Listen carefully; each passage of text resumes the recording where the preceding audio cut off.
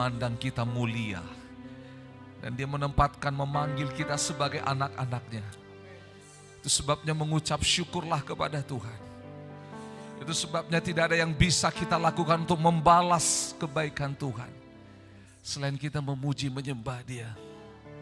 Itu sebabnya hari ini Bapak Ibu Saudara ada di gereja ini, di tempat ini, untuk kita memuji meninggikan Tuhan. Sebab tidak ada yang layak yang bisa kita lakukan untuk membalas perbuatan Tuhan. Terima kasih Tuhan. Terima kasih Tuhan.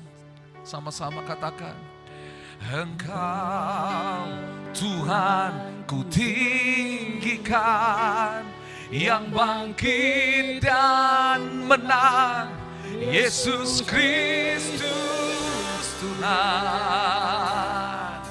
Raja mulia dan luhur, berkorban bagiku. Jiwaku memuji, maka jiwaku memuja, sembah Raja, oh Yesus Kristus Tuhan, kekal sempurna kuasa-Mu, agunglah namamu.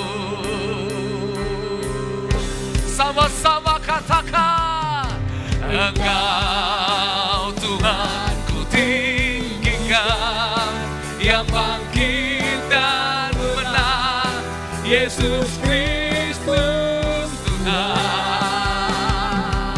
Raja mulia dan luhur, berkorban bagi kami. Berdoa supaya seluruh bumi memuja-Mu, maka jiwaku memuja, menyembah Sang Raja, Yesus Kristus Tuhan, kekal sempurna kuasa-Mu, agunglah karya-Mu, Yesus Kristus Tuhan. Berikan tepuk tangan buat Tuhan Yesus Kristus. Haleluya. Kematian dan kebangkitan Kristus, itulah yang menjadi jaminan bagi kami untuk bisa terus ada di dalam rencana Allah. Terima kasih Tuhan Yesus. Kami bersyukur sebagai umat tebusan-Mu hari ini, kami rindu berjumpa dengan Engkau. Datanglah kerajaan-Mu, jadi kehendak-Mu, berfirmanlah, ajarlah kami. Dalam nama Yesus, haleluya. Sama-sama kita katakan, amin. Sekali lagi tepuk tangan buat Tuhan Yesus. Ya, silakan duduk Bapak Ibu Saudara. Ya, Shalom. Selamat hari Minggu. Saudara senang beribadah hari ini? Ya, boleh kasih tahu kiri kanannya, saya senang beribadah. Ya. Ya, silakan duduk, ambil tempat duduk terbaik. Ya, puji Tuhan, puji Tuhan. Bagaimana liburan saudara? Ya, bersyukur untuk liburan yang sudah berlalu cukup panjang, yang perjalanan pulang kampung, bersyukur bertemu keluarga yang ada di kota, mau liburan di gunung, di pantai, atau di halaman rumah, sama saja. Kita mengucap syukur pada Tuhan, amin. Ya, senang, ya.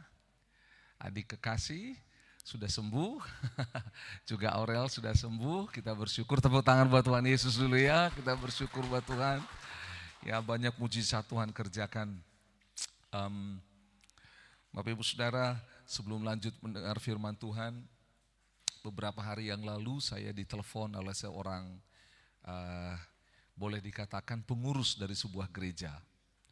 Dan pengurus ini dapat nomor telepon saya dari pendetanya. Jadi dia izin sama pendetanya untuk telepon, dan kami ngobrol di telepon itu. Waktu ngobrol, pengurus ini, majelis ini, dia seorang pebisnis juga dan dia melayani Tuhan. Dia sering pergi keluar kota untuk dalam rangka bisnisnya.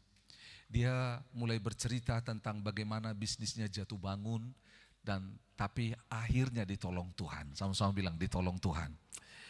Dalam perjalanan bisnisnya dia ceritalah semuanya, dan justru dalam kemerosotan kehancuran bisnis itu, di situ dia mengalami cinta kasih Tuhan, dan sejak saat itu dia berkata, Tuhan, saya tidak mau lagi hidup di luar kasih Tuhan. Dia lihat bagaimana Tuhan menolong dia, bagaimana Tuhan buka jalan dari hal-hal yang tidak bisa dia pikirkan. Ketika semua sumber tertutup, tidak ada orang yang bisa tolong, Tuhan buka jalan, Tuhan hadirkan orang-orang yang tidak dia kenal untuk menolong dia. Itu sungguh hebat perbuatan Tuhan, dia kagum. Dia udah berserah, Tuhan saya gak bisa lagi, biarlah ini disita, biarlah ini diambil dan semuanya. Tapi tiba-tiba ada pertolongan Tuhan yang tanda kutip dia tidak pernah pikirkan itu terjadi. Tapi kita tahu Allah kita ahli dalam membuat mujizat, amin. Dan itu membuat dia semakin mengasihi, mencintai Tuhan. Yakin dia mulai share tentang Tuhan kepada banyak orang. Kepada orang Kristen yang tidak sungguh-sungguh, bahkan kepada non-Kristen. Kepada orang-orang yang lahir besar bukan Kristen. Kepada pegawai-pegawainya, kepada kolega bisnisnya. Dia cerita tentang Yesus. Dan saudara, bisnisnya ini waktu sejak dari COVID itu mulai turun, tetapi terus dia berdoa dan survive. Tetangga-tetangga atau rekan bisnis atau yang tanda kutip boleh dikatakan saingan bisnisnya mulai buat sesuatu yang aneh, mulai buat dukun-dukun, mulai buat sesuatu yang jahat di tempat usahanya supaya usahanya tidak laku. Tetapi apa yang terjadi, pegawai-pegawainya mulai lihat kenapa bisnis ini bisa terus berjalan. Padahal pegawai ini sudah dengar bahwa toko sebelah itu sudah bikin aneh-aneh, sudah buat dukun-dukun supaya usaha ini tutup, supaya bapaknya meninggal, supaya usahanya hancur. Dan bapak ini, keluarga ini mengalami hal-hal yang aneh. Bola lampu di rumah meledak lah, macam-macam lah semuanya. Tetapi mereka terus dibangun dalam kepercayaan bahwa kalau Tuhan sudah bekerja, tidak ada yang bisa lawan. Dengan iman mereka terus, bahkan mereka pernah dengar bahwa kalau beliau, bapak ini, pemilik toko itu, nanti dalam perjalanan menuju toko, dia ditaruh sesuatu benda di jalan dekat tokonya dia injak, dia akan mati. Udah pergi ke dukun yang sakti, tetapi apa yang terjadi, sampai di sana dia injak itu dan dia tidak mati. Toko yang lain itu, orang-orang yang sudah merancang hal jahat itu kaget kok gak mati, begitu ya. Terus bisnisnya jalan.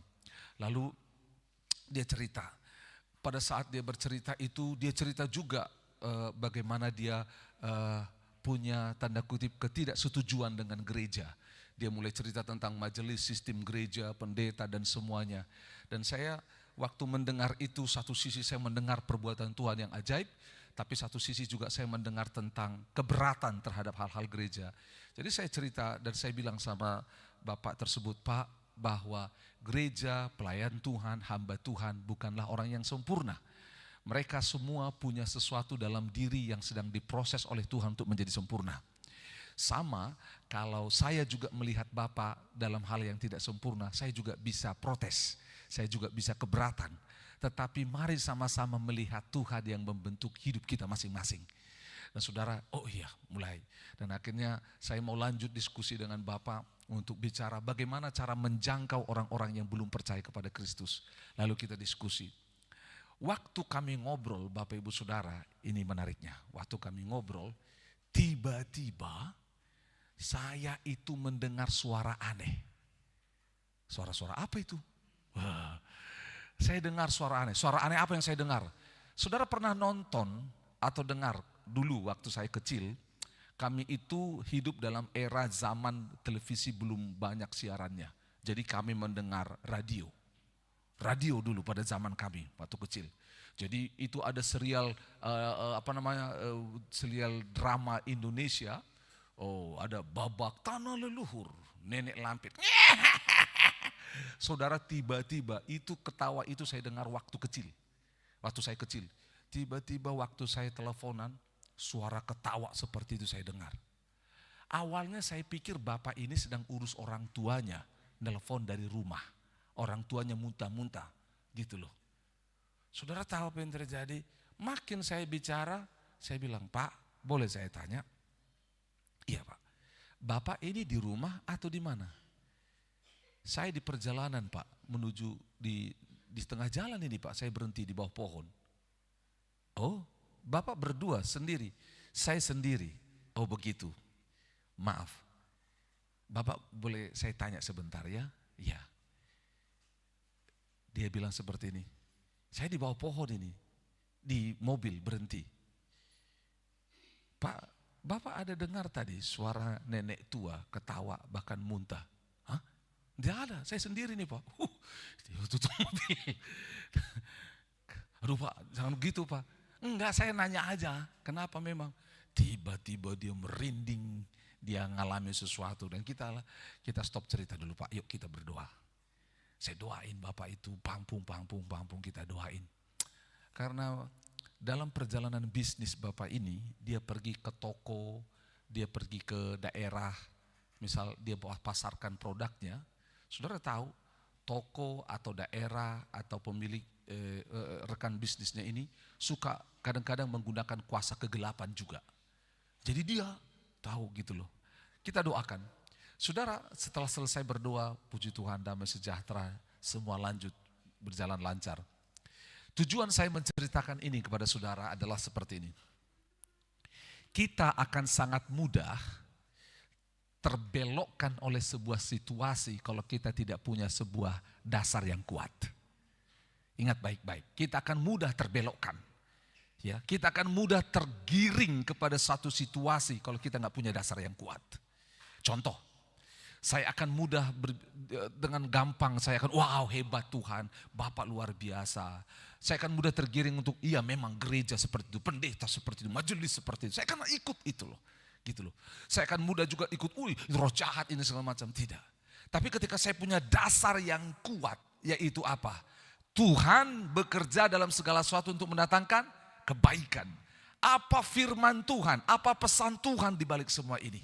Saudara, saya bilang sama Bapak itu, Pak, dengar baik-baik. Hidup kita ini punya Tuhan.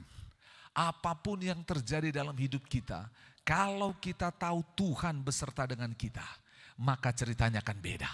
Amin. Jadi saya bilang, oleh sebab itu saya dorong Bapak untuk boleh mengalami Tuhan. Karena orang-orang yang mengalami Tuhan, mereka itu akan menceritakan Tuhan apa adanya. Gak perlu ditambahkan, gak perlu dikurang. Itu sebabnya di gereja ini kita diajar untuk mengalami Tuhan dan menceritakan Tuhan. Katakan, mengalami Tuhan dan menceritakan Tuhan. Coba bilang kiri kanan, mengalami Tuhan dan menceritakan Tuhan. Karena ketika kita ngalamin Tuhan, maka kita akan bisa cerita tentang Tuhan kepada orang lain. Pengalaman dengan Tuhan itu tidak bisa diganti. Saudara, itu sebabnya berulang kali dalam Alkitab pengetahuan digagalkan oleh pengalaman dengan Tuhan. Saudara masih ingat orang yang buta sejak lahir. Saudara tahu orang yang buta sejak lahir, tradisi Alkitab atau tradisi gereja mula-mula membuat sebuah lukisan. Mengapa Yesus harus sampai meludah ke tanah dan mengolah tanah itu dan menempelkan ke matanya? Karena orang pada zaman itu percaya bahwa yang buta sejak lahir ini tidak punya bola mata. Jadi ininya kosong, saudara. Itu sebabnya Yesus, Allah sebagai pencipta, dia berludah ke dalam ke tanah itu dan dia mengoleskan tanah itu ke matanya dan dia bisa menjadi melihat. Saudara dengar baik-baik, orang ini dari lahir buta, gak punya pengetahuan tentang hukum Taurat, gak punya pengetahuan tentang agama, gak punya pengetahuan tentang Tuhan. Dari mana kita tahu? Ketika dia melihat, ditanya sama ahli Taurat, siapa yang memelekkan matamu? Aku tidak tahu. Kau tahu ini hari Sabat? Aku tidak tahu. Jadi apa yang kau tahu? Yang aku tahu adalah dulu aku buta, sekarang aku melihat. Kalau dibawa bahasa Makassarnya, sembarang tong ini orang. Mana orang tuanya? Dipanggil orang tuanya. Nih Bapak Ibu, betul ini anak Bapak Ibu? Betul. Betul dia buta sejak lahir? Betul. Kenapa dia bisa melihat? Orang tuanya bilang apa? Aku tidak tahu. Tanya saja dia. Dia sudah dewasa. Lalu ditanya, bagaimana engkau bisa melihat? Dia bilang, aku hanya tahu ada seorang bernama Yesus yang membuat mujizat. Dia datang, dia mengoleskan sesuatu ke mataku dan aku akhirnya melihat. Lalu sampai akhirnya orang buta ini berkata, engkau bertanya-tanya terus, apakah engkau mau disembuhkan oleh dia juga? Oh, langsung orang yang berkata, dengar baik-baik. Ada banyak pengalaman tentang Tuhan itu bisa menghancurkan pengetahuan kita. Karena banyak orang menghampiri Tuhan dengan pengetahuan. Bukan berarti kita pengetahuan gak penting.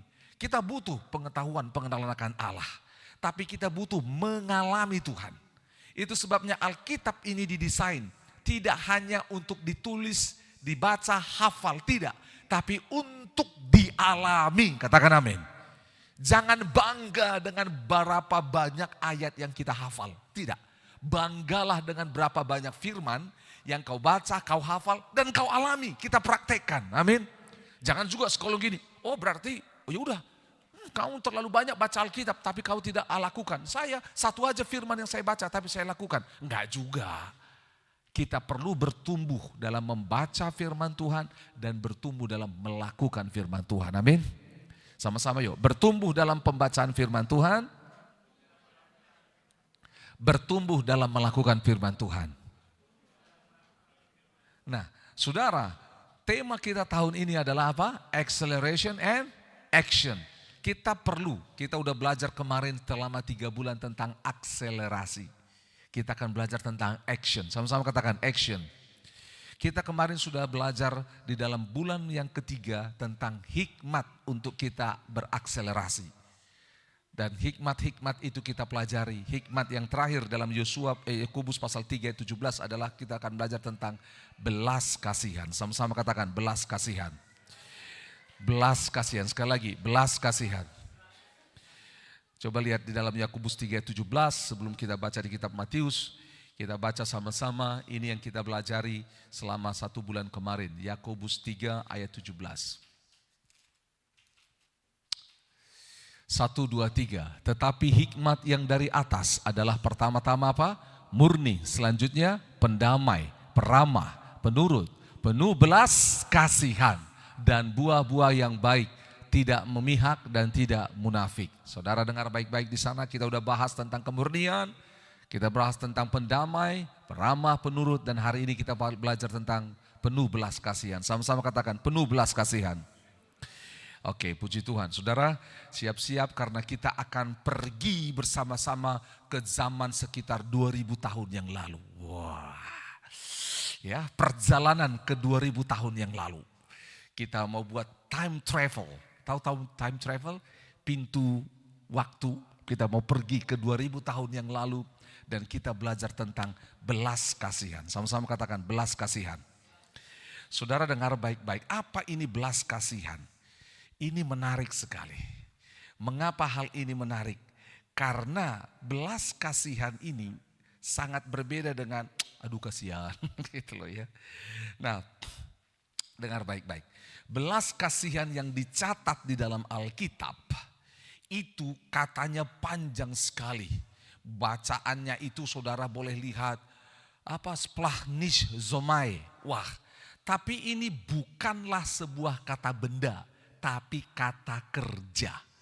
Jadi belas kasihan itu adalah sebuah perbuatan, bukan sebuah perasaan. Ini beda. Nanti kita akan gali sama-sama.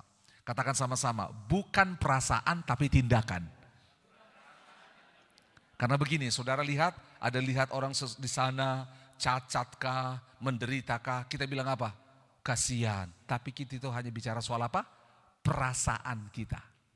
Tetapi kita akan pelajari bagaimana belas kasihan itu bukan hanya perasaan, tetapi akan lahir sebuah tindakan.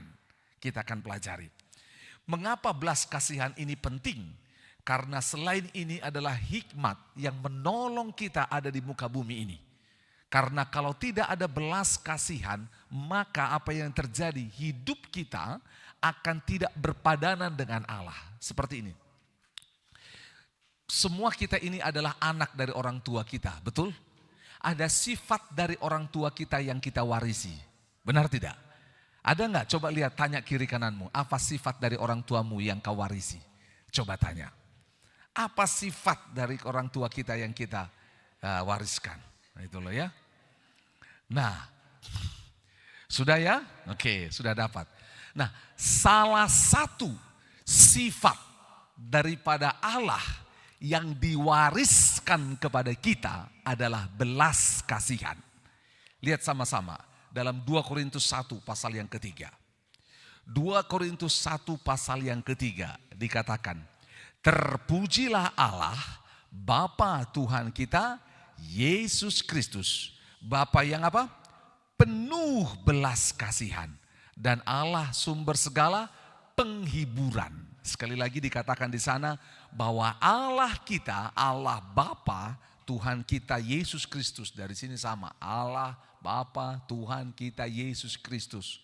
Dikatakan dia penuh belas kasihan. Katakan penuh belas kasihan. Sekali lagi ini penuh belas kasihan. Sekali lagi saya katakan penuh belas kasihan. Saudara tahu artinya penuh? Penuh full, oh bukan. Saya tunjukkan saudara, kalau ini wadah penuh sampai mana? Sampai di atasnya, betul? Oke, berarti tidak ada ruang untuk yang lain.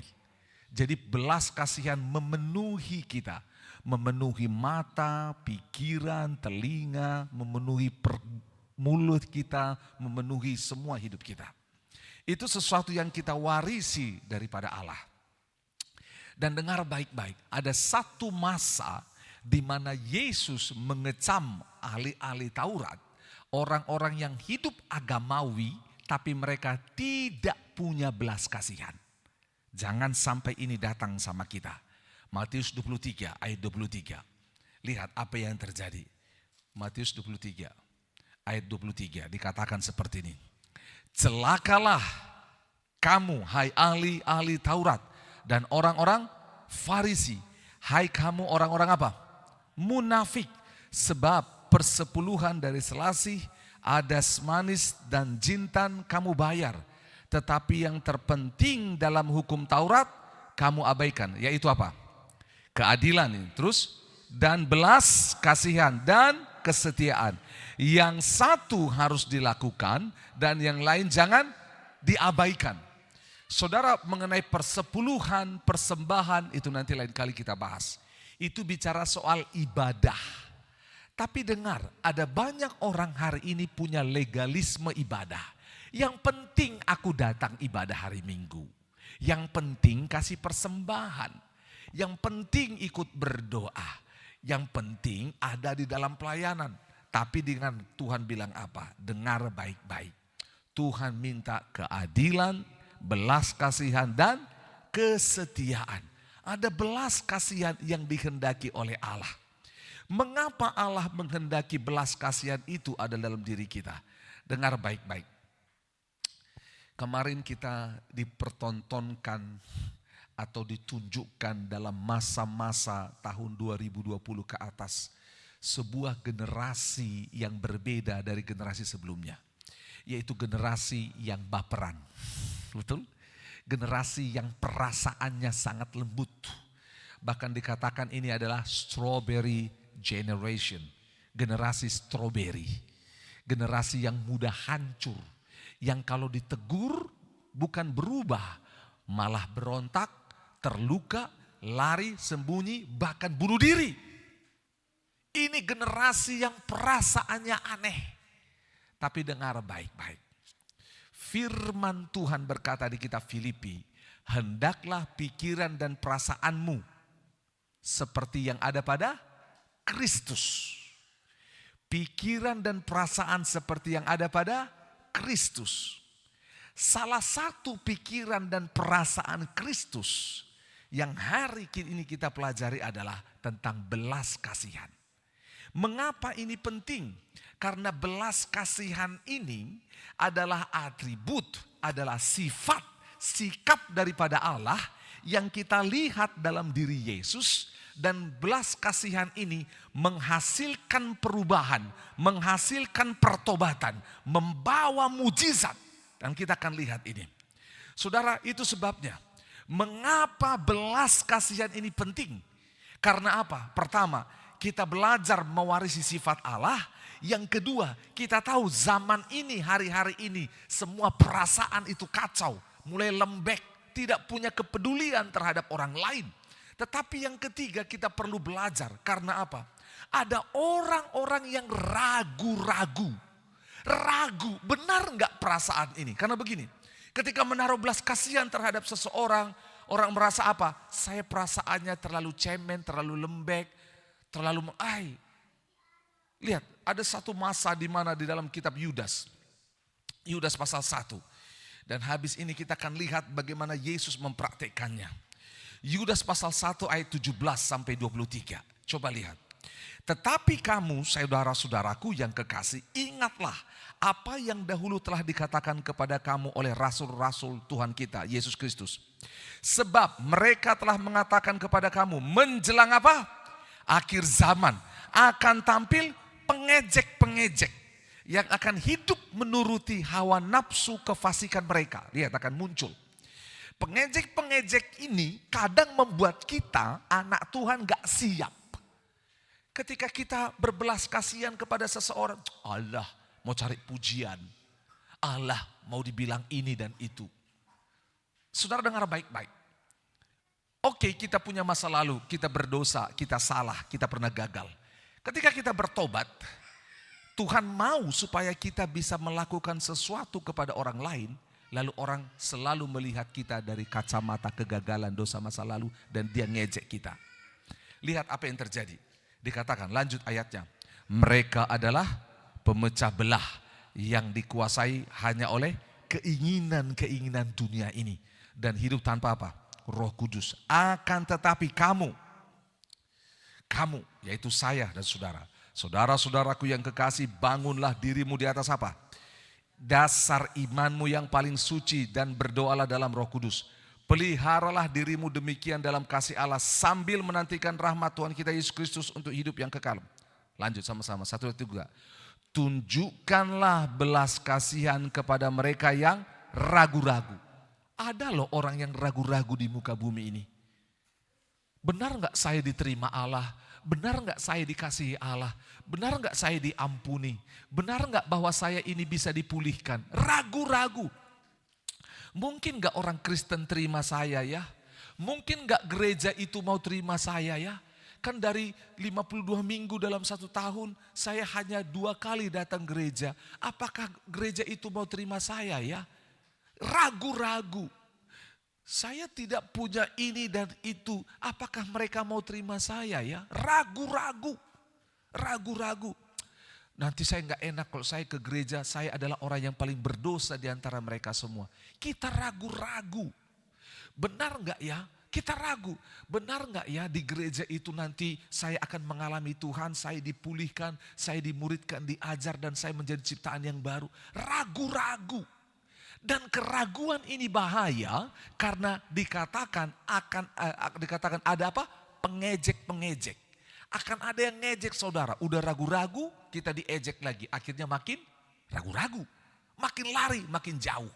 Makanya kita harus tunjukkan, katakan tunjukkan. Kata menunjukkan ini adalah sebuah kata kerja yang agresif dan aktif. Tunjukkan. Oke, sekarang saya kasih tahu semua saudara, angkat kepala saudara. Oke semua, sekarang saya kasih perintah, tunjukkan gigimu kepada orang kiri kananmu. Coba tunjukkan. Nah, saudara, kelihatan gak giginya? Jadi kata tunjukkan itu membuat sesuatu yang tidak terlihat menjadi terlihat. Ini artinya. Banyak orang di luar sana ragu-ragu tentang Tuhan. Ragu-ragu tentang firman Tuhan, ragu-ragu tentang Yesus, ragu-ragu tentang kebenaran, ragu-ragu tentang gereja. Kita harus tunjukkan sesuatu kepada mereka, belas kasihan Allah supaya mereka tidak ragu-ragu. Karena kalau tidak, Mereka akan terbelenggu di bawah namanya ejekan, di bawah pecah belah daripada orang-orang di akhir zaman yang akan membuat mereka semakin jauh daripada Tuhan. Makanya lanjut ayatnya, dikatakan, lihat seperti ini. Tunjukkanlah belas kasihan kepada mereka yang ragu-ragu. Terus apa? Selamatkanlah mereka dengan jalan apa? Merampas mereka dari apa? Api. Merampas dari api. Saudara dengar baik-baik. Siapa di sini pernah bakar ikan, bakar ubi, bakar jagung? Oke, sudah. Yang pernah bakar rumah? Oh jangan. Yang pernah bakar motor ada? Saudara dengar baik-baik. Saya pernah datang ke sebuah rumah. Orang tuanya, dulu saya khotbah di sebuah radio. Lalu ketika selesai khotbah, ada pemirsa yang menelepon. Pemirsa, dia telepon ke radio itu. Dan bilang, Pak boleh nggak datang ke rumah untuk mendoakan anak kami? Boleh, saya bilang. Tapi minta tolong Pak, jangan datang bawa kendaraan. Loh, kenapa? Naik angkutan sajalah atau ojol. Kenapa Bu? Saya bilang. Karena pendeta yang terakhir datang ke rumah kami untuk mendoakan anak saya, bawa motor dan motornya dibakar anak saya. Jadi cerita begini, ini anaknya diajak ngobrol, dikonseling, mau didoakan. Anaknya bilang, Om sebentar ya saya permisi ke kamar mandi dulu. Anaknya pergi ke kamar mandi. Dari kamar mandi dia pergi ke dapur. Dia ambil mancis, dia bakar tuh mobilnya Pak Pendeta. Motornya Pak Pendeta. Jadi dengar baik-baik. Ini dikatakan menyelamatkan dari api. Katakan merampas dari api. Saudara pernah waktu bakar ubi, bakar jagung atau bakar ikan. Saudara mengambilnya dengan tangan saudara panas enggak? Panas. Saudara dengar baik-baik. Kadang-kadang belas kasihan itu menuntut pengorbanan. Kita sakit loh. Tapi dengar tujuannya apa? Lihat. Baca sama-sama. Tunjukkanlah belas kasihan kepada mereka yang ragu-ragu. Selamatkanlah mereka dengan jalan merampas mereka dari api. Tetapi apa? Tunjukkanlah belas kasihan yang disertai dengan apa? Ketakutan kepada orang-orang lain juga, dan bencilah pakaian mereka yang dicemarkan oleh keinginan-keinginan dosa. Artinya apa? Begini saudara. Kita hormati, kita respect dengan orang dan untuk menolong mereka. Tapi jangan ikut tercemar dengan orang yang kita tolong. Ada orang membantu orang lain, akhirnya dia menjadi jatuh. Ada orang berbelas kasihan terhadap orang di pinggiran jalan, berbelas kasihan terhadap pelacur, homoseksual dan semuanya. Tapi akhirnya dia jatuh di dalam situ. Terbawa arus ke dalam situ. Itu sebabnya kita perlu sebuah dasar yang kuat. Katakan dasar yang kuat. Nah, dasar yang kuat untuk berbelas kasihan adalah Yesus. Mari sama-sama buka Matius pasal yang ke-9 dan untuk baca ayat ini kita bangkit berdiri bersama-sama. Matius 9 ayat 35 sampai 38. Mari lihat sama-sama. Yuk, Matius 9 ayat 35 sampai 38. Yesus adalah dasar untuk kita memiliki belas kasihan supaya kita tidak tercemar, tidak ikut terjatuh. Ayat 35, 1, 2, 3. Demikianlah Yesus berkeliling ke semua kota dan desa. Ia mengajar dalam rumah-rumah ibadat dan memberitakan Injil kerajaan sorga serta melenyapkan segala penyakit dan kelemahan. Melihat orang banyak itu, tergeraklah hati Yesus oleh apa? Belas kasihan kepada mereka. Karena mereka lelah dan terlantar seperti domba yang tidak bergembala. Maka katanya kepada murid-muridnya, tuaian memang banyak, tetapi pekerja sedikit. Karena itu mintalah kepada Tuhan yang mempunyai tuaian, supaya ia mengirimkan pekerja-pekerja untuk tuaian itu. Silakan duduk. Oke.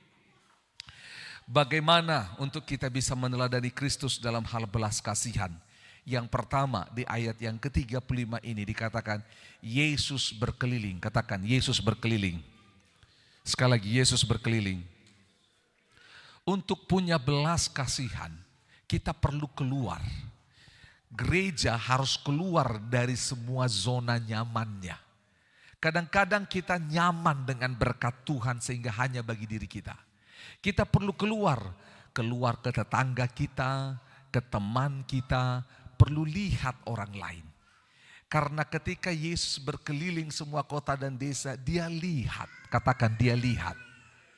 Dia lihat orang-orang ini.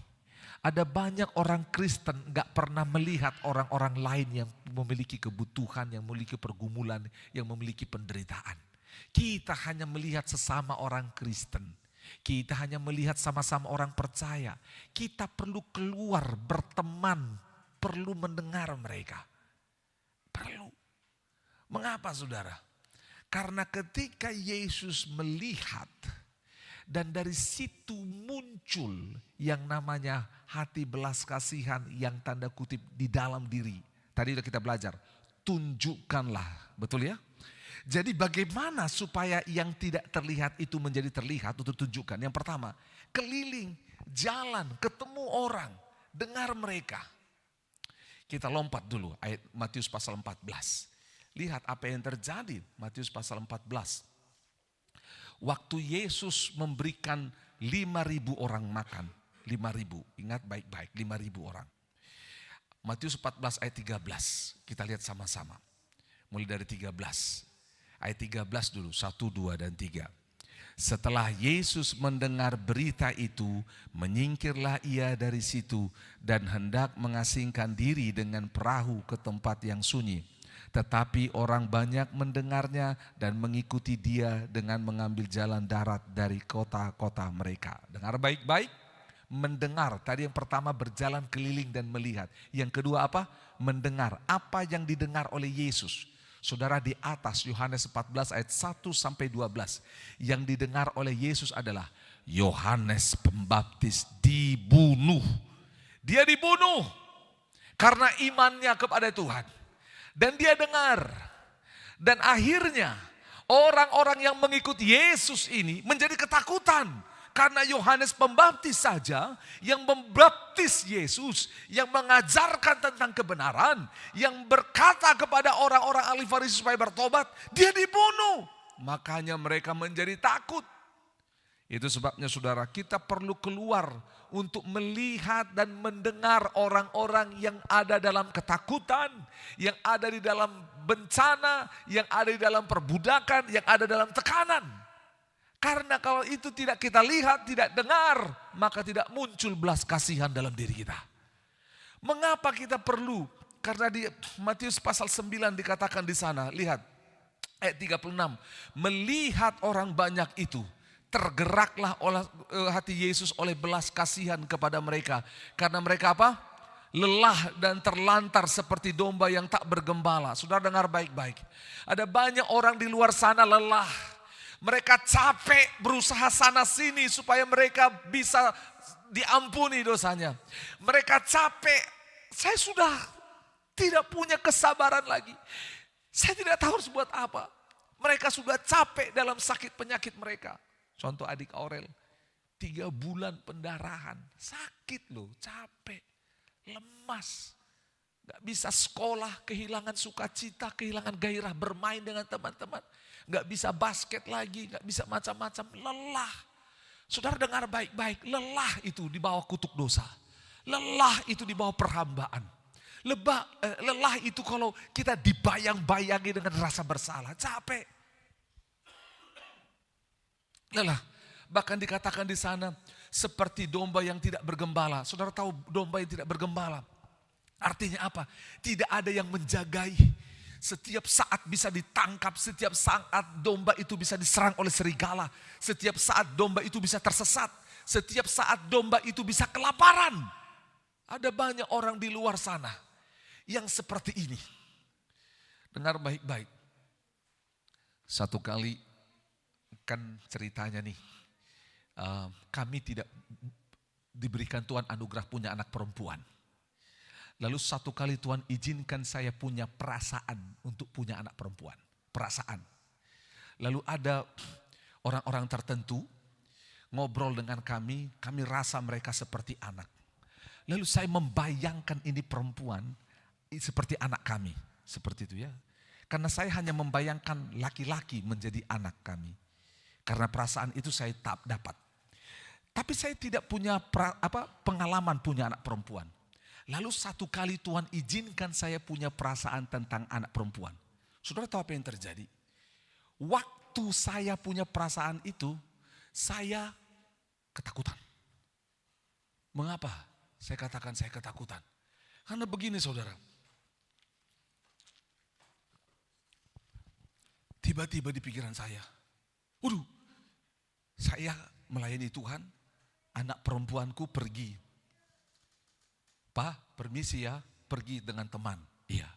Tiba-tiba mereka pergi ke diskotik. Ngedugem. Tanpa sepengetahuan saya. Mereka awalnya ke sana hanya mau minum air mineral. Tapi tiba-tiba ada orang yang masukkan obat ke air mineral mereka. Dan dia akhirnya tidak sadarkan diri. Dia dibawa. Dia wah, saudara tahu apa yang terjadi? Saya jadi,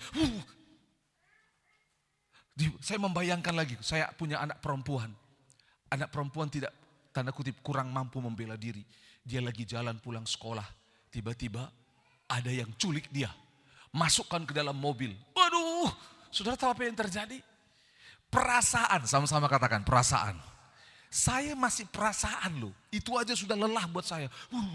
Takut. Saudara dengar baik-baik, ini kenyataan. Katakan kenyataan. Ada banyak orang di luar sana tidak ada yang menjagai mereka. Suami pergi kerja keluar kota, siapa yang jagain istri di rumah? Siapa yang jagain anak? Siapa yang jagain suami ada kerja di luar kota? Siapa yang tahu dia selingkuh? Iblis setiap saat bisa nyerang. Ada pedofilia di mana-mana. Bisa culik dan semua.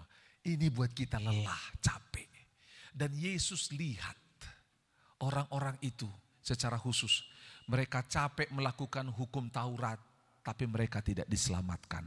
Mereka capek beragama, tapi mereka tidak punya damai sejahtera dalam hidup mereka. Mereka persembahkan korban, mereka ikut ritual-ritual agama, lakukan itu sepanjang hari.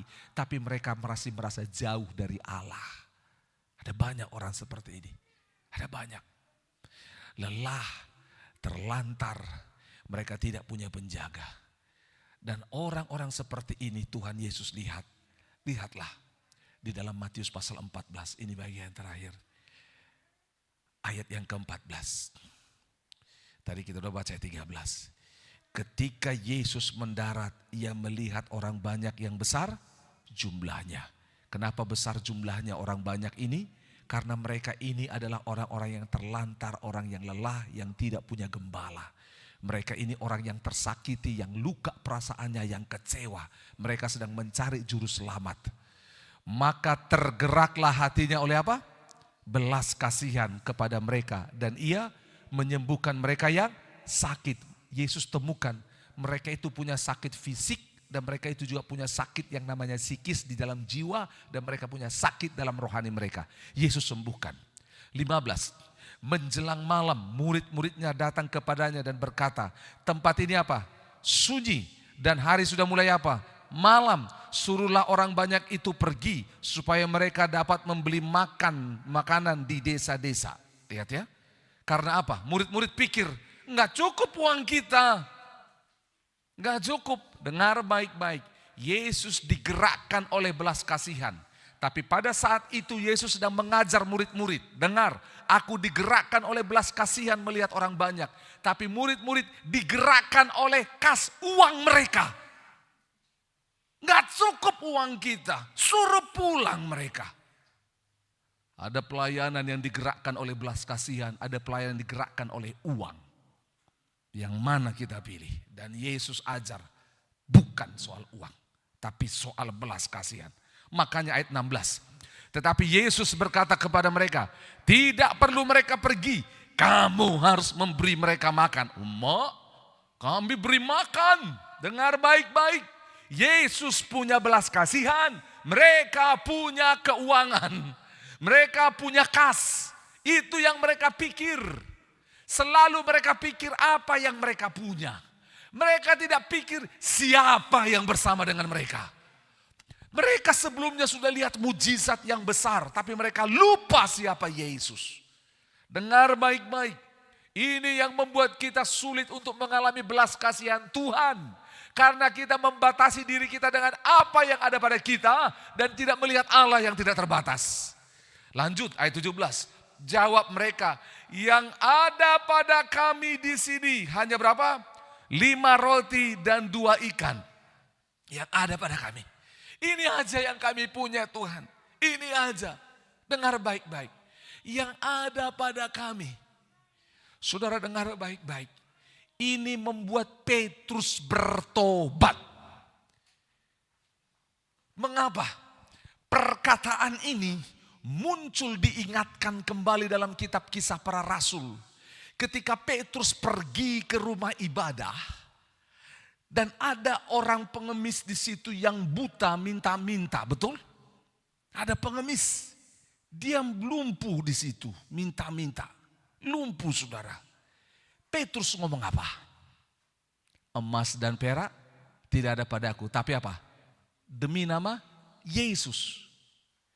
Karena waktu memberi 5.000 orang makan. Murid-murid bilang, kami hanya punya 5 roti dan 2 ekor ikan. Hei, Yesus bilang, aku ada bersamamu. Jadi kau tidak bersamaku. Aku tidak ada dalam dirimu. Faham maksudnya? Dia bilang, yang ada hanya ini. Hei, aku ada bersamamu. Murid-murid lupa bahwa Yesus itu adalah ada dalam diri mereka. Faham maksudnya? Saya hanya punya ini. Tidak, kamu punya Tuhan. Amin. Ada bilang, saya hanya punya ini. Tidak, kau punya Tuhan. Maka Yesus bilang begini, bawa kemari, bawa kepadaku, bawa kepadaku. Saya sudah siapkan saudara. Sudah dibawa. Supaya saudara bisa lihat. Dia bawa. Pak Rusmin boleh maju. Sini. Saya contohkan. Ini. Wah.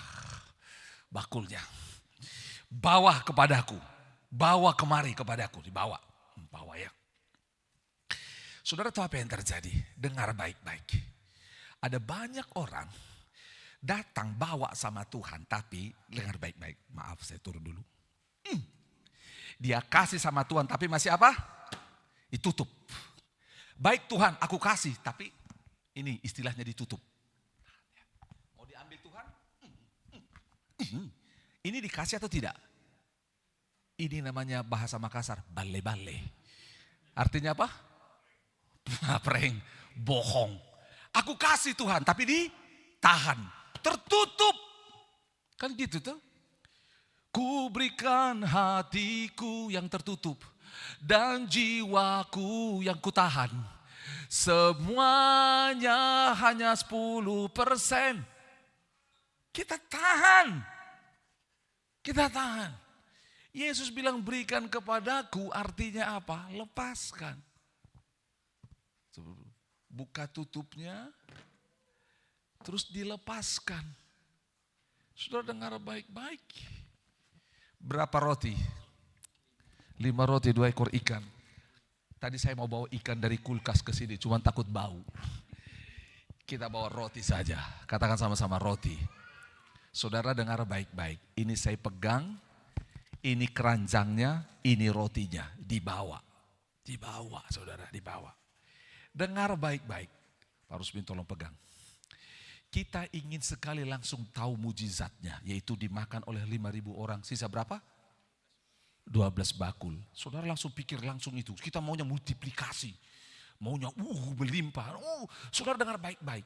Kita perlu tahu prosesnya. Katakan prosesnya.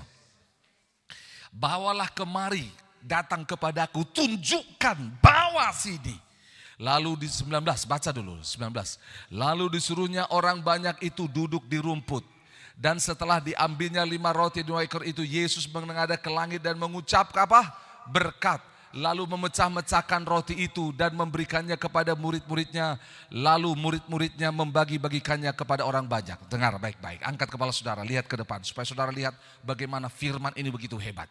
Dengar ya, mujizat ini dicatat dalam Injil Matius, Markus, Lukas, dan Yohanes. Satu-satunya mukjizat yang dicatat oleh 4 kitab Injil, hanya ini. Dan saudara tahu apa yang terjadi? Mengapa sampai ditulis oleh 4 kitab Injil? Karena ini mukjizat yang sangat penting menunjukkan belas kasihan Allah. Dan yang kedua, ini adalah audiens terbanyak di mana Yesus pernah berbicara. Dikatakan 5.000 orang, kalau nanti kita baca sampai kesudahannya, 5.000 orang laki-laki, jumlahnya itu sekitar 17.000 sampai 20.000 orang. Ini mukjizat yang hebat, bagaimana Yesus bisa bicara kepada 20.000 orang. Waktu itu belum ada mikrofon, belum ada mic waktu itu. Sekarang ini saudara bisa dengar saya karena ada mic ini. Waktu itu bagaimana bisa terjadi? Lihat baik-baik saudara, ini mukjizat, katakan ini mukjizat. Lihat bagaimana belas kasihan melahirkan mukjizat. Katakan sama-sama, belas kasihan melahirkan mukjizat. So dengar baik-baik, selama ini saudara mengharapkan mukjizat dalam hidupmu tidak terjadi. Bisa jadi karena kita tidak punya belas kasihan. Karena kita selalu berpikir tentang diri kita. Hanya berpikir apa yang kupunya, apa yang kubutuh. Tidak pernah berpikir tentang apa yang dibutuhkan oleh Tuhan. Itu makanya kita nggak lihat mukjizat. Ada orang Kristen sepi hidupnya dari mukjizat karena selalu berpikir tentang dirinya sendiri. Yesus bilang apa yang ada padamu berikan kepadaku. Lihat, saudara mau nggak? Ini bicara tentang sesuatu yang harusnya buat saya. Katakan harusnya buat saya. Berani nggak kita merelakan harusnya buat saya? Apa yang harusnya buat saya? Saya udah bersaksi waktu doa semalaman. Ada orang non-Kristen yang berteman dengan istri saya, dengan Kamila. Kan mau lebaran pulang kampung. Istri saya bilang kita singgah ke sana yuk Pak. Dia mau berikan sesuatu, dia belilah beberapa hal. Habis beli beberapa hal, tiba-tiba istri saya bilang apa? Kita mau kasih uang juga. Hati saya langsung, kan saya jurusan akuntansi saudara. Langsung saya hitung, oh ya. Terus buka lagi, Tuhan, bagi saya itu besar. Bagi orang lain jumlah itu sedikit, tapi bagi saya itu besar. Lalu diambil sama istri saya, semua lagi, oh Tuhan.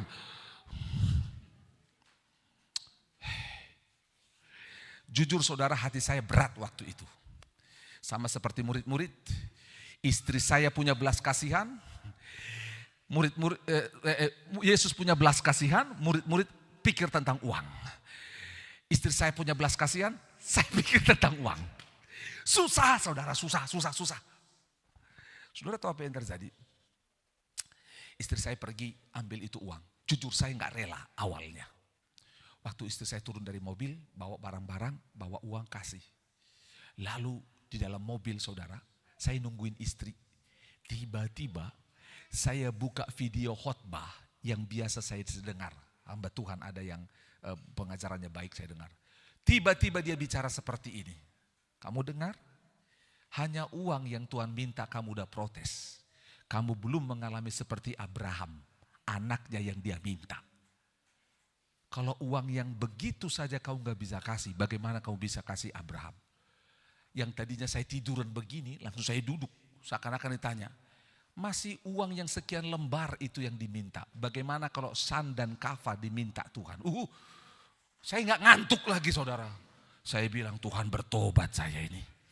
Karena saya selalu memikirkan apa yang saya punya. Keranjang saya, katakan keranjang saya. Hak saya itu, punya saya itu, makanan saya itu, semua saya. Semua saya, makananku itu, milikku itu. Makanya kita gak pernah lihat mujizat karena itu masih ada pada kita. Tapi waktu dipersembahkan kepada Tuhan. Lalu Tuhan mengangkat dan mengucap syukur. Tapi sebelumnya lihat, 19, disuruhnya orang banyak itu duduk. Katakan sama-sama, duduk. Sekali lagi duduk. Kan mereka ini banyak, ribuan orang dari berbagai tempat. Mereka datang. Mereka pasti pikirannya, dengar baik-baik seperti tadi, lelah. Mereka jalan loh ngikutin Yesus. Mereka bilang, saya sudah tidak kerja ini selama 3 hari. Nanti saya bisa dipecat ini. Saya sudah tidak melaut ini selama 2 hari. Nanti apa makan minum. Semua pikiran lelah, capek. Waktu disuruh duduk, katakan sama-sama duduk. Yesus sedang mengambil alih, sedang mengendalikan situasi itu. Duduk, tenang. Sama-sama katakan duduk, tenang. Banyak di antara kita nggak pernah duduk dan tenang. Gelisah, capek, sana sini. Pikirannya nggak pernah tenang. Nggak pernah pikirannya itu bisa steady, nggak bisa diam. Di ibadah di sini pun dia lihat khotbah, tapi di pikirannya adalah game. Di pikirannya adalah apa nanti akan kubeli sales. Apa nanti, di pikirannya selalu itu. Besok bagaimana, nggak pernah. Yesus bilang apa? Duduk. Sama-sama bilang duduk. Yesus suruh duduk. Yesus sedang suruh semua orang supaya tenang. Yesus bilang supaya semua istirahat dari kelelahannya, dari ketakutannya. Dengar baik-baik. Dan setelah diambilnya 5 roti 2 ekor ikan itu diambil dan memecah-mecahkannya. Dipecah-pecahkannya. Saudara, waktu diambil roti itu, dipecahkannya, dibagikannya. Sup. Saudara tahu, kita nggak tahu persis, tapi ini menarik. Tiba-tiba rotinya tadi berapa? 5. Dimasukkan, tiba-tiba jadi banyak. Saudara tahu, dengar baik-baik, ini indah. Lalu dibagikan. Waktu dibagikan, saudara tahu apa yang terjadi? Ini dia, yang namanya keranjangnya tidak pernah kosong lagi. Ini menarik, mungkin kita berpikir, contoh ya, Pak Rusmin pergi, bagi, datang kemari kosong lagi, betul? Guru kosong. No. Alkitab tidak mencatatnya. Alkitab hanya mencatat, saudara tahu apa yang terjadi? Lalu muridnya membagi-bagikannya kepada orang banyak. Dibagikan, enggak habis-habis. Katakan, enggak habis-habis. Sekali lagi, enggak habis-habis. Bilang kiri kanan, enggak habis-habis. Dengar baik-baik saudara, sama seperti janda itu ketika Elia berkata seperti ini, bawa ke sini yang namanya buli-bulimu, oke? Nanti tuangkan minyak. Ketika dituangkan minyak, dia bilang kan, kami nggak punya makanan, nggak punya minyak, nggak punya tepung. Kalau kami melakukan ini, kami makan ini makanan terakhir. Kalau umpamanya kami tidak makan, kami akan mati. Tapi dia bilang apa? Hamba Tuhan itu, olah dulu padaku, diolah, dimakan. Sudah, habis itu dibilang, apa yang kamu punya? Saya tidak punya apa-apa, saya bahkan berutang. Oke, kamu punya minyak, kamu punya buli-buli, sekarang lihat. Ambil semua buli-buli yang kosong, tuangkan dari sini, dituangkan. Gak pernah habis, sampai semua buli-bulinya penuh. Saudara tahu apa yang terjadi? Peristiwa yang sama kurang lebih Tuhan Yesus lakukan. Dibagi, gak pernah habis, katakan gak pernah habis. Dengar baik-baik, keranjang yang dipenuhi oleh belas kasihan Tuhan tidak akan pernah berkesudahan. Apapun keranjangmu, mungkin keranjangmu dompetmu, keranjangmu rekeningmu, keranjangmu adalah waktumu, keranjangmu adalah sesuatu yang kau rasa itu punyamu, itu hakmu, itu anakmu, itu istrimu, itu suamimu, itu pacarmu, itu masa depanmu, itu semua adalah hakku. Tapi ketika engkau persembahkan kepada Tuhan, tidak akan pernah habis. Karena dengar baik-baik, Tuhan tidak pernah berhutang. Saudara dengar baik-baik, ini bukan masalah roti. Ini masalah keranjang yang dipersembahkan kepada Tuhan. Karena dengar baik-baik, rotinya berganti terus. Katakan amin. Bilang rotinya berganti terus. Sekali lagi rotinya berganti terus. Katakan rotinya selalu baru. Karena betul ketika dibagi ada lagi. Saudara tahu baik-baik. Saya nggak tahu apakah kantong Doraemon melihat ini menjadi inspirasi.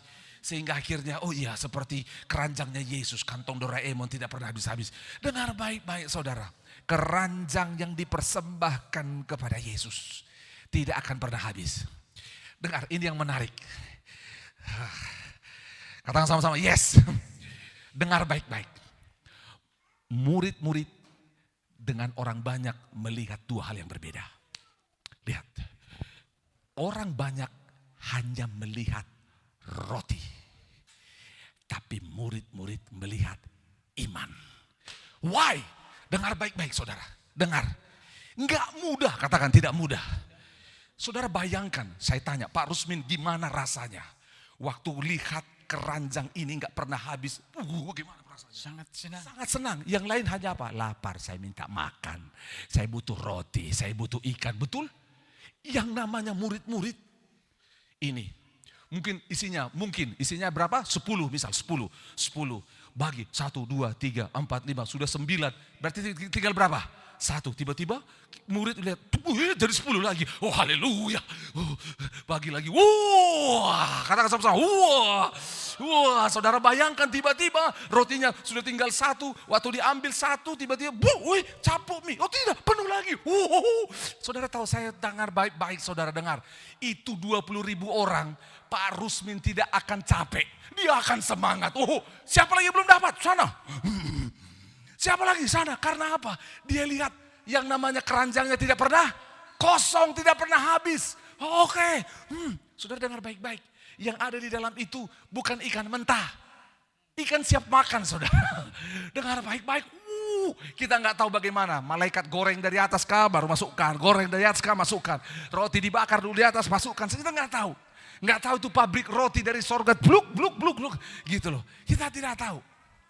Dengar baik-baik. Ini menarik, sama-sama katakan menarik. Bisa nggak Tuhan Yesus bilang begini? Semua orang duduk, oke? Buka tangan, semua saudara buka tangan, coba. Buka tangan. Bisa nggak Tuhan Yesus bikin jadi roti di tangan semua orang? Bisa tidak? Bisa, karena dia Allah, betul? Tetapi kenapa dia harus memanggil murid-murid membagikannya? Kenapa dia harus mengambil yang namanya keranjang 5 roti 2 ekor ikan? Ini menarik. Yesus yang adalah Allah, dia bisa lakukan itu semua. Tapi dia mau bagikan kemuliaan itu kepada para murid. Itu sebabnya dengar. Saudara dan saya akan mengalami posisi sebagai murid itu. Yang punya keranjangmu kepada Tuhan. Dipenuhi belas kasihan oleh Allah. Tadi 2 Korintus, Bapa penuh belas kasihan. Keranjang itu saudara, bukan penuh roti dan penuh ikan. Tapi keranjang itu penuh belas kasihan Bapa. Dan itu melahirkan mujizat. Dan saudara tahu apa yang terjadi? Ayat 20, dan mereka semua makan sampai kenyang. Katakan makan sampai kenyang. Dengar baik-baik. Dengar baik-baik. Saya yakin murid-murid tidak lapar lagi. Karena mereka sudah dikenyangkan secara rohani. Iman mereka dibangun. Wah, karena apa? Mereka melihat mujizat yang belum pernah terjadi sebelumnya. Yaitu roti tiba-tiba terus ada di sana. Mereka ingat di zaman nenek moyang. Zaman siapa? Musa membawa bangsa Israel keluar dari Mesir. Bagaimana mereka makan mana di padang gurun, saudara. Makan mana, mereka ingat. Pada waktu itu mereka semua pergi ke padang untuk ambil mana. Ini tidak, disuruh duduk dan dikasih makan. Saudaranya menarik sekali. Murid-murid itu, mereka tidak hanya kenyang secara fisik, tapi mereka kenyang secara rohani. Katakan kenyang secara rohani. Saudara-saudara datang di gereja ini, waktu kita pulang ibadah, saudara dapat makan konsumsi, saudara kenyang secara jasmani. Tapi izinkan ibadah imanmu dikenyangkan oleh Tuhan, amin. Kemudian orang mengumpulkan potongan-potongan roti yang sisa 12 bakul penuh. 12 bakul penuh, katakan 12 bakul penuh. Sesuai dengan jumlah para murid.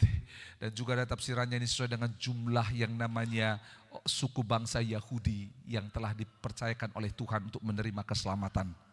12, selalu ada sisa. Katakan selalu ada sisa. Makasih Pak Rusmin. Saudara, saya akan tutup firman Tuhan ini dan sebentar kita akan berdoa dan mengambil perjamuan kudus. Dengar baik-baik. Belas kasihan Tuhan muncul ketika dia berjalan keliling, melihat dan mendengar. Belas kasihan itu menggerakkan hatinya. Dan belas kasihan itu membuat dia bertindak. Dengar, orang-orang yang tidak punya belas kasihan, mereka akan, tanda kutip, hanya melihat diri mereka sendiri. Melihat keterbatasan mereka dan mereka tidak melihat Tuhan. Tetapi Yesus yang adalah Allah Bapa yang penuh belas kasihan, menerima yang namanya kantong, yang menerima keranjang, yang menerima bakul itu, ketika dipersembahkan, sentuhan belas kasihan Allah memenuhinya, sehingga semua orang yang menikmati anugerah belas kasihan mengalami keselamatan, mengalami dikatakan kenyang, mengalami kebutuhan mereka dijawab oleh Tuhan.